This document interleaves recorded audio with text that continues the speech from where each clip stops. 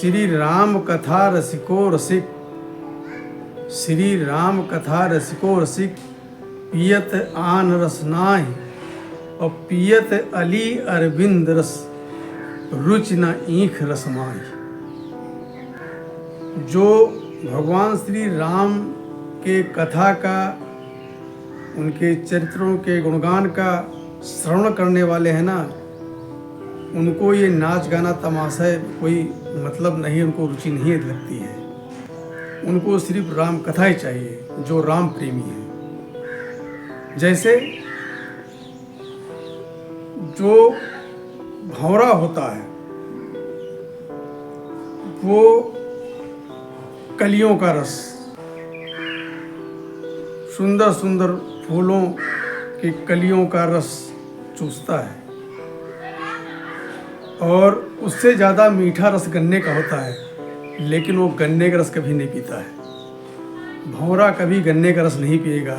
इसी प्रकार जो हमारे सनातन प्रेमी हैं और हमारे हिंदू भाई हैं, जो राम भक्त हैं, उनको राम की कथा ही चाहिए, अन्य मनोरंजन से कोई लेना देना नहीं। और राम कथा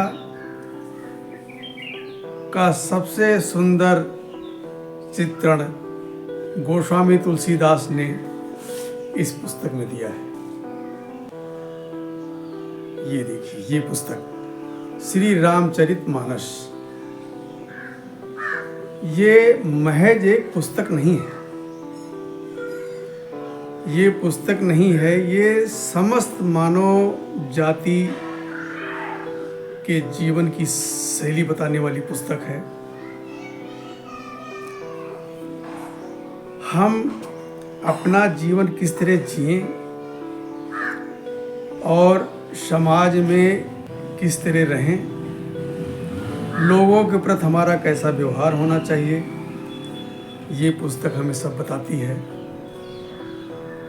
घर में औरतों का मान सम्मान, बच्चों का मान सम्मान और अपने बूढ़े माता पिता के प्रति हमारा क्या दायित्व है, वो सब ये पुस्तक हमें बताती है। ये पुस्तक हमें राजनीति भी सिखाती है। तुच्छ राजनीति नहीं, धर्म की राजनीति। और जब हम धर्म की राजनीति करेंगे तब जाकर के बात बनेगी। तुच्छ राजनीति से देश आगे बढ़ने वाला नहीं है। हमारे जो माननीय प्रधानमंत्री मोदी जी हैं और हमारे जो मुख्यमंत्री माननीय योगी आदित्यनाथ जी हैं, वो इसी हिसाब से काम कर रहे हैं। ये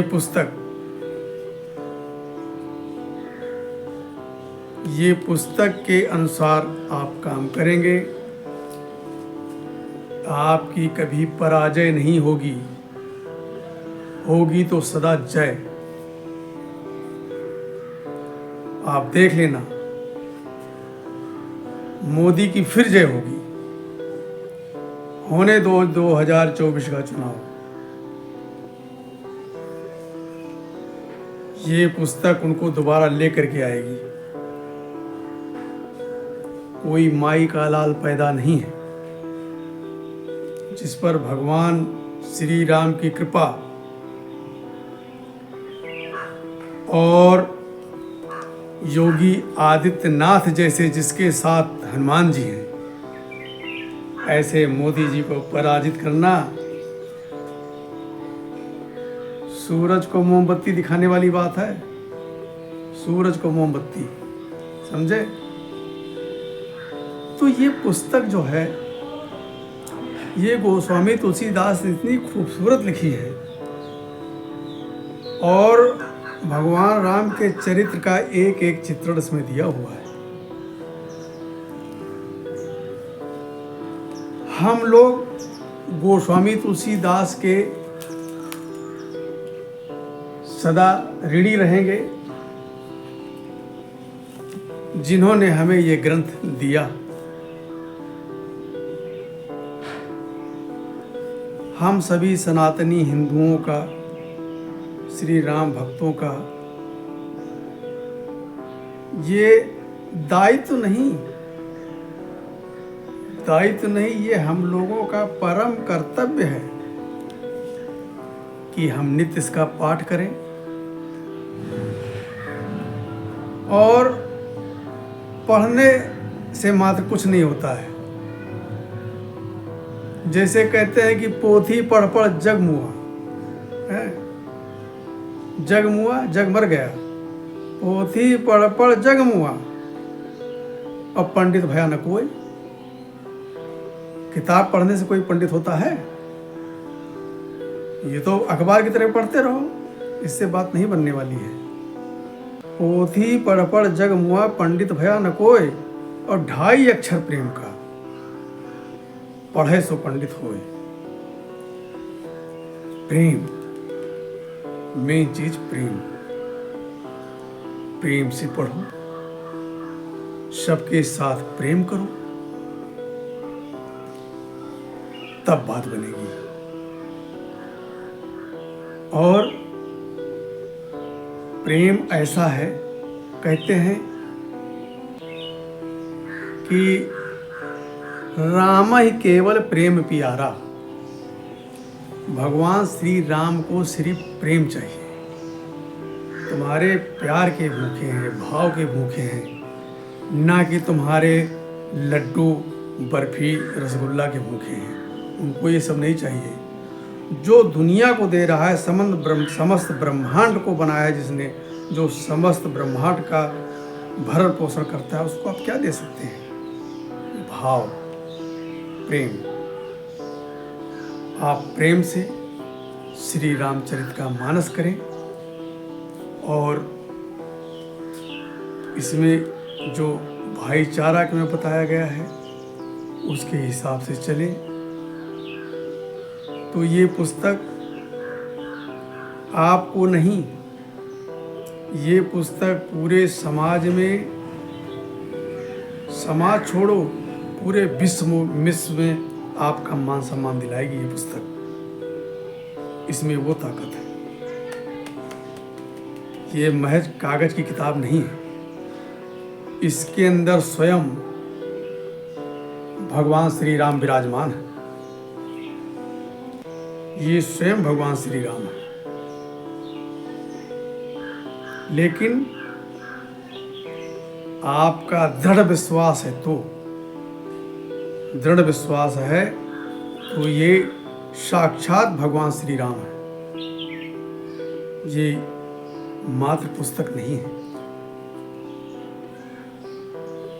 इसमें हर चीज का मंत्र है, एक एक चौपाई मंत्र है, एक एक चौपाई।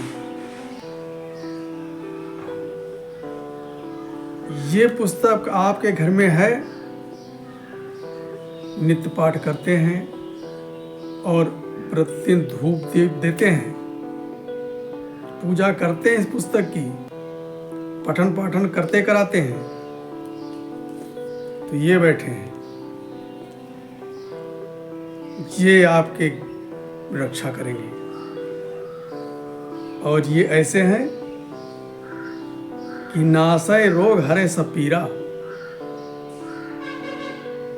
जपय निरंतर हनुमत वीरा। ये हनुमान जी हर चीज का कल्याण करने वाले हमारे हनुमान जी। और एक बात और है कि भगवान राम से मिलाने के लिए हमको इनकी मदद लेनी पड़ेगी। बिना इनकी सहायता से कुछ नहीं होने वाला है। तो हनुमान जी देखो नित्य राम का नाम जपते थे। आप लोगों ने किताबों में भी देखा होगा और रामायण में भी सुना है कि भगवान राम को जो है हनुमान जी ने अपना सीना फाड़ करके दिखा दिया था। तो सीना फाड़ कर दिखाने का मतलब ये नहीं कि तो अपना सीना फाड़ दो। उन्होंने बता दिया कि ऊपर से नहीं, दिल से भगवान राम को माने, दिल में रखें, दिल से प्रेम करें, दिखावटी नहीं। ये जो हमने टीका लगा रखा है ना, ये दिखावटी टीका है, असली टीका नहीं है। असली टीका दिल से होता है। अगर आप दिल से मानते हैं तो ठीक है, भगवान से प्रेम कीजिए। और भगवान राम कोई एक व्यक्ति के नहीं है, समस्त मानव के हैं। गोस्वामी तुलसीदास का हमारा पूरा समाज ऋणी रहेगा, जिन्होंने हमको ये धरोहर रूप में श्री रामचरित मानस दिया। इस रामचरित मानस को अपने दिल में उतारें और भगवान राम के प्रति श्रद्धा रखें, उनके द्वारा बताए हुए रास्तों पर चलें। तो यकीन मानिए आपका जीवन धन्य हो जाएगा, अमर हो जाएंगे, अमर।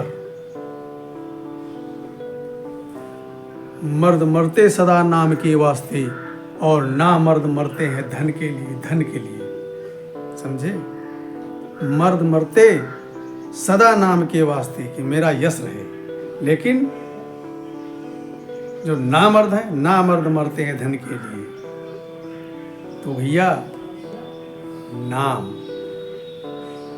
नाम के लिए मरिए, और नाम पर मरिए। भगवान श्री राम, राम नाम पर मरिए। राम नाम अजर अमर है, ये भी मिटने वाला नहीं है। हम राम नाम की महिमा को नहीं समझते हैं। समझते कब हैं? जब हम मर जाते हैं, जब हमारी अर्थी लेकर चलते हैं तो बोलते हैं राम नाम सत्य है। तो भैया राम नाम ही सत्य है।